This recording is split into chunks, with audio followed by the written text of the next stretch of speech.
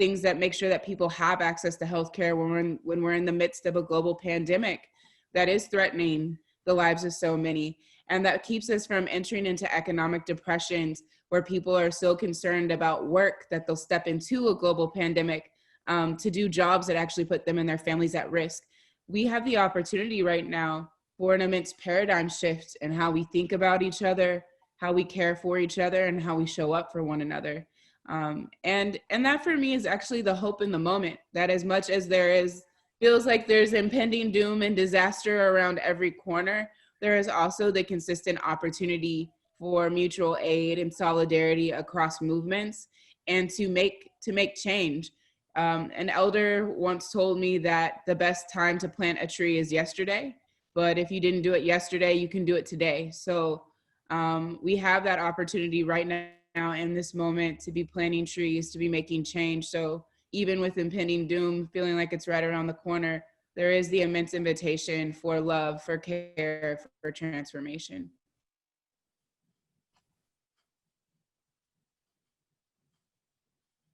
Thank you so much for that.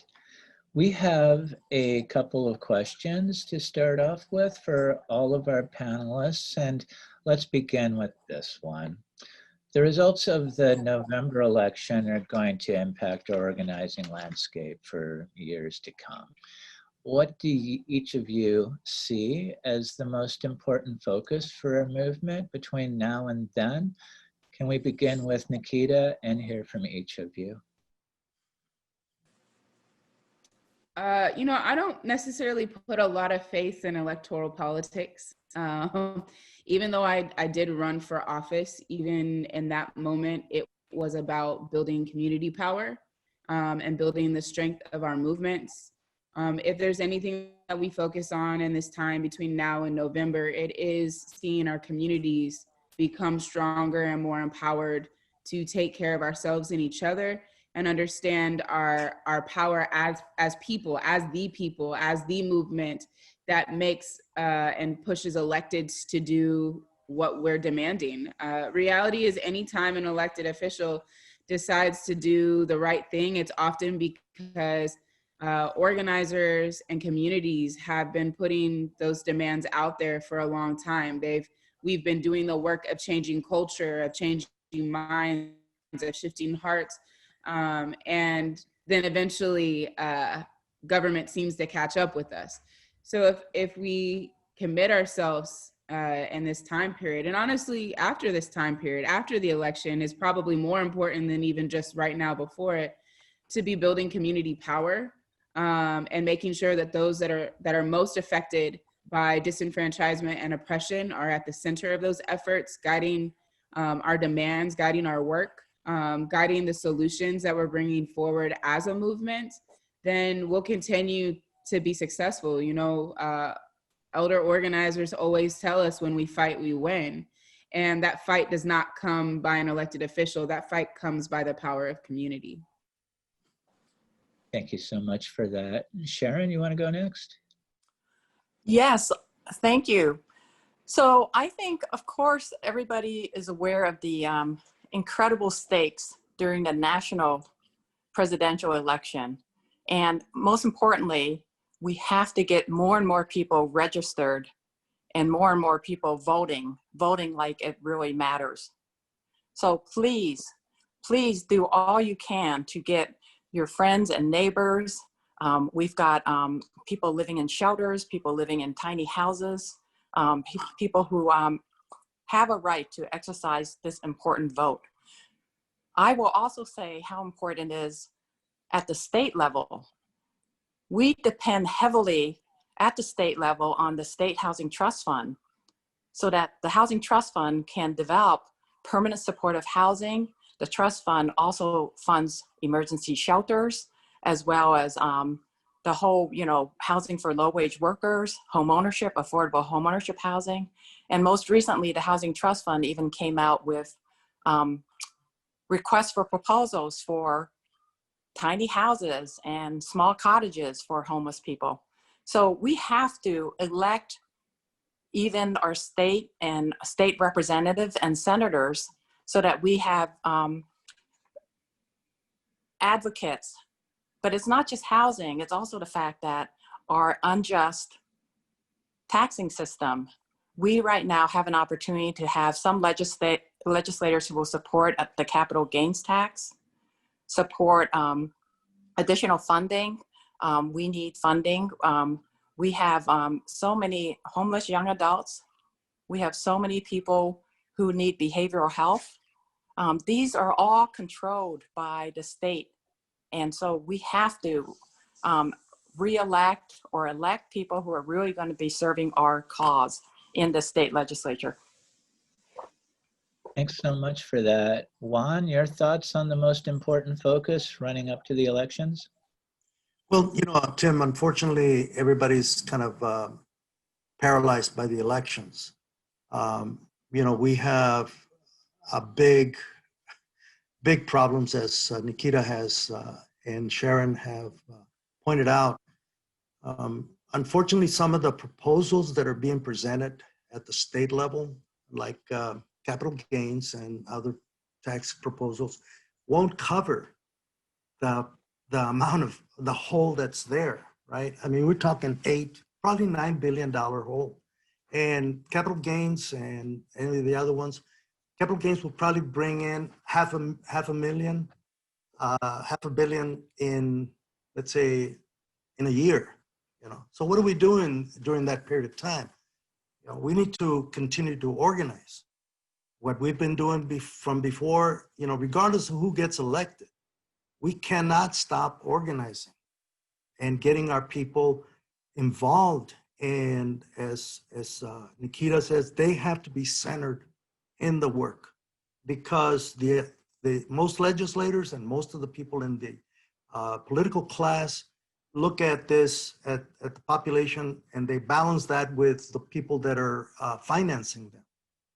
So you can't really bite the hand that feeds you. One of the problems that we end up seeing is that these are not normal times. And our legislators and everybody else needs to look at this as not a normal situation. And we have to take drastic measures to try and protect the population from turning ourselves into each other, And that could easily happen because the lack of resources is what will change the people's attitudes against each other. So that's why it's important for us to develop a sense of community. That's why it's important for us to look at a more radical approach to revenue in the state of Washington.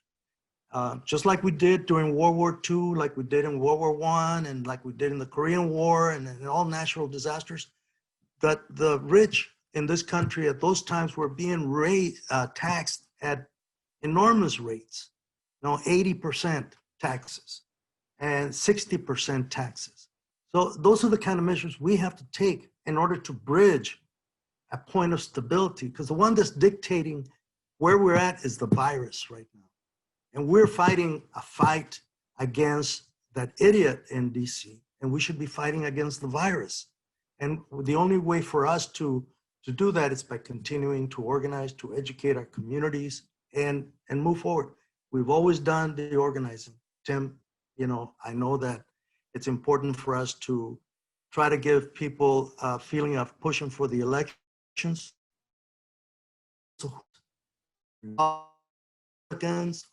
We will still have the same problem at the end of the day, and they don't have the solutions. So we need to develop a people's agenda. Thank you. Fantastic, thank you, Juan. This next question actually functions as a bit of a follow-up question for you, but we want to refer on this one because first you, Juan, then Nikkita, and then Sharon on this next one. We're in budget season here in Seattle, and as you've all expressed, the realities this year are daunting. Where do we most urgently need to invest resources? Is defunding SPD going to be enough? How do we hold the city's feet to the fire on this? And where else can resources come from? Do you want me to go? Yeah, thank you, Tim. I think we need to defend our heroes. The city needs to invest in defending Shamasawan first against the right wing, because that's one of the first things that happens. And when there's a depression, when there's a recession, when there's lack of resources, the right wing comes after the activists, you know, and that's the same thing the Nazis did. They targeted the people that were active first, and then they got rid of the rest of the population. And we've got to be conscious of that, you know, that it's not just the budget, but it's the people that are putting the effort behind imagining change. The people that are going to be out there in the streets and advocating for the kind of change that we need to do. The problem that I see with the budget is that, you know, they start looking at it as if there's some kind of ownership of domain of the police department, for example, that somehow the police department cannot be changed, that somehow the police department cannot be, you know, turned into something else. And we change departments all the time. We change the Department of Neighborhoods. We change the Department, City Light Department. I've worked in the City Light Department, and I've helped in developing the Office of Neighborhoods years back. And, you know, the problem that we see is that once a department or once a particular area of work becomes difficult, you need to go in there and you need to change that. And that's what we're doing. You know, the police department has become a problem for everybody, not just, you know, activists. It's become a problem for common folks. They're militarized. They're spending money beyond anybody's imagination, to be sincere about that. And they also have immense power over people's lives. And all that has got to change.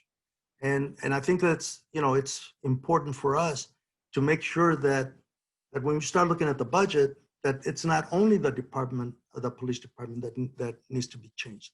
There's other departments that we need to start looking at how we begin to make changes. For example, the building department, the reallocation of space in the city of Seattle. Things have changed tremendously. The way we use our streets, the way we use our public buildings and our private buildings. You know, I mean, we have a hell of a lot of empty buildings now. And we have a lot of homeless people. Duh, put them together, you know. And it's there. Nobody's going to lose anything. It's ours. That's what we've got to imagine. This world belongs to us. This city belongs to us, and we've got to treat it like it doesn't belong to one person. It doesn't belong to just a small group. It belongs to everybody.